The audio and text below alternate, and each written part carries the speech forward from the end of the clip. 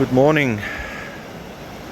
As you can see here, the small bridge at Kanoneiland is still passable with vehicles.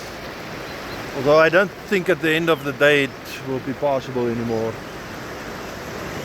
So the river level is rising fast. The prediction is that it will go up to about 3,600 cubic meters per second. I don't know the exact time yet in the next 2 days or so. But for now, I'll check the dates on the times and dates on the next update. But for now, I just want to show you the river. So this is the smaller part of this two-part bridge.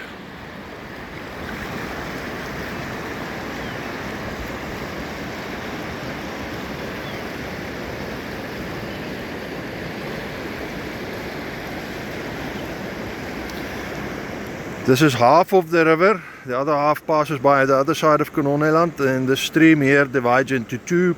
Smaller part of it going under the smaller part of the bridge, and a larger part passing under the bigger stretch of the bridge. The bridge here has a small island in the middle on solid rock, so it's basically two parts.